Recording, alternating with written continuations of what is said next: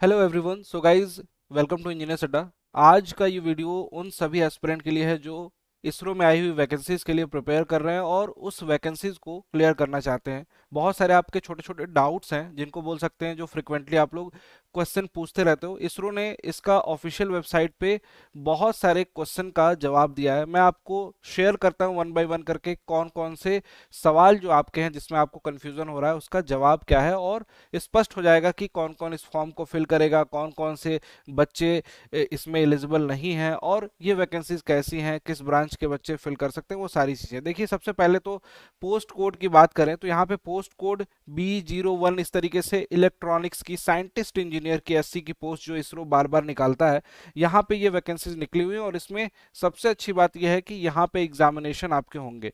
Eligibility criteria में clearly इन्होंने mention कर रखा है कि 65% अंकों या CGPA 6.84 के साथ इलेक्ट्रॉनिक्स एंड संचार अभियांत्रिकी में, यानी कि इलेक्ट्रॉनिक्स एंड कम्युनिकेशन में आपके पास बी या बीटेक होना चाहिए, बी या ऑब्लिक बीटेक।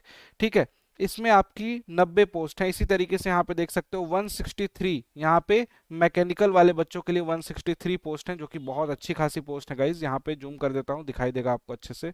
इसी तरीके से आपका कंप्यूटर साइंस में 47 पोस्ट हैं। और फिर देखिए यहाँ पे इलेक्ट्रॉनिक्स 2 पोस्ट है यहाँ पे, ऑटोनॉमस बॉडी के लिए यहाँ पे। और यहाँ पे देख सकते हैं कि कंप्यूटर साइंस ऑटोनॉमस बॉडी के लिए 1 पोस्ट है। तो कुल मिला के ये पूरी की पूरी वैकेंसीज इस तरीके से आपको देखने को मिली होगी।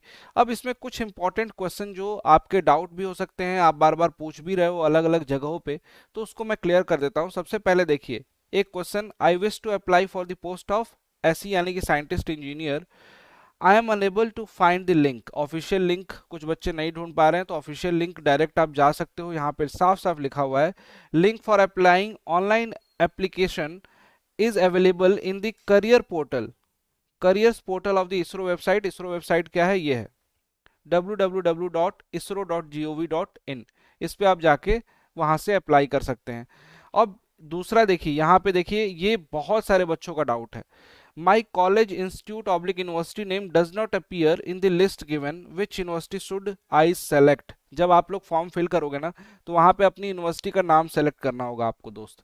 जब यूनिवर्सिटी का नाम ड्रॉप डाउन बॉक्स में आप देखोगे कि कई सारी यूनिवर्सिटी के नाम नहीं दिखेंगे, तो उसमें आपको बस केवल अदर यूनिवर्सिटी का ऑप्शन को सेलेक्ट करना है और आगे बढ़ जाना है। ड्रॉप डाउन मेन्यू में अदर यूनिवर्सिटी का नाम आएगा। ठीक है, अगला, I am a male general OBC candidate, I applied oblique registered for the post of the scientist engineer SC, but I am unable to get see the mark make payment button. Make payment button उनको नहीं दिखाई दे रहा है।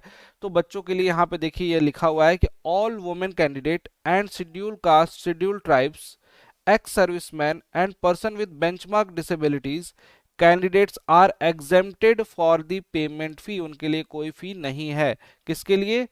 Women candidate, SC ST candidate, ex serviceman. बाकियों के लिए वहां पे पेमेंट का लिंक आपको दिख जाएगा सबमिशन के दौरान। ठीक, और कुछ क्वेश्चन लेता हूं। यहाँ पे देखिए ये 6 पॉइंट इंपॉर्टेंट था। I have applied registered successfully for the scientific scientist engineer, what all documents I have sent to the ISRO headquarter. यहाँ पे देखिए इसमें आंसर में क्लियरली इन्होंने लिखा है, candidate need not to send any document to ISRO headquarter. कोई डॉक्यूमेंट आपको भेजने की जरूरत नहीं है, आपको बस केवल फॉर्म को फिल करना है। कायदे से आपने फॉर्म फिल कर दिया, दैट्स इट, आपने पेमेंट कर दिया, आपका सबमिट हो गया फॉर्म। ठीक है, अगला इंपॉर्टेंट प्रश्न 9th पॉइंट है, आपको दिखाता हूं यहाँ पे।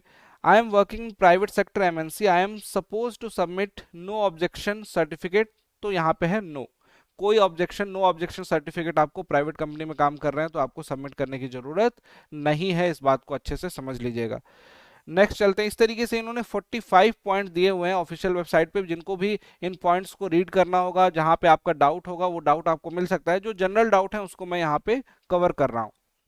Who is considered as the departmental candidate? यहाँ पे candidate who has rendered at least 3-year continuous service in the post under the central government is considered as departmental candidate. departmental candidate उनको बोला जाएगा जो कम से कम 3 वर्षों की अवधि तक सेंट्रल गवर्नमेंट के अंदर जॉब कर रहे होंगे। ठीक है, आगे देखिए यहाँ पे ये पॉइंट है आपका point number 14। I am employ in government PSC autonomous body and I am under the probation, my organization will not issue NOC. Is it allowed if I resign my organization. In case of the selection in ISRO, will give an undertaking to proceed the NOC at the later stage. यहाँ पे लिखा हुआ है NOC from the current employer is mandatory to attend the interview. Interview के लिए आपको जहां भी आप जॉब कर रहे होगे गवर्नमेंट PSU ऑटोनोमस बॉडी में, वहां से आपको NOC लेना बहुत जरूरी है. विदाउट NOC आप नहीं इंटरव्यू दे पाओगे. इन्होंने क्लियरली मेंशन कर दिया है, मैंडेटरी लिखा हुआ है. ठीक है, तो गाइज देखो इस तरीके के सारे पॉइंट्स यहाँ पे दिए हुए हैं. सारे पॉइंट्स जितने भी पॉइंट्स हैं उनको वन बाय वन करके आप लोग रीड कर सकते हो. जो भी आपको डाउट है वो यहाँ पे क्लियर हो जाएंगे, जो भी छोटे मोटे आपके डाउट्स थे. यहाँ पे एक और डाउट लेता हूँ. यहाँ पे देखिए, it is mentioned in the advertisement post are temporary like to continue. What does this mean? Whether the post are contractual और परमानेंट. बहुत ही ज्यादा फ्रिक्वेंटली आस्क्ड क्वेश्चन, बार बार पूछा जाने वाला. तो इसका सीधा सीधा जवाब है, यहाँ पे पोस्ट जितनी भी हैं परमानेंट है. देखिए यहाँ पे, the post are permanent but will remain temporary until the increment complete prescribed period of the probation. जिस भी जॉब में आप प्रोबेशन पे जाते हो, पहले आप ज्वाइनिंग लेते हो, जो प्रोबेशन पीरियड होता है, एक तरह से बोल सकते हो ट्रेनिंग पीरियड, उसी को आप बोलते हो कि प्रोबेशन कंप्लीट अगर आपने नहीं किया तो आपको परमानेंट ज्वाइन नहीं मिलता है, ज्वाइनिंग नहीं मिलती. तो प्रोबेशन पीरियड होने की वजह से इसमें ऐसा लिखा जाता है कि post are temporary.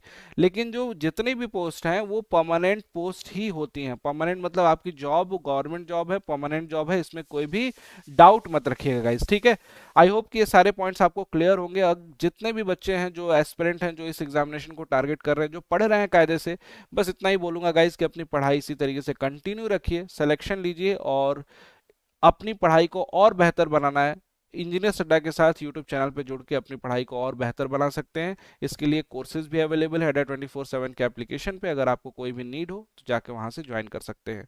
Thank you so much, bye bye, take care. मिलता हूं आपसे नेक्स्ट वीडियो में. Till then keep learning.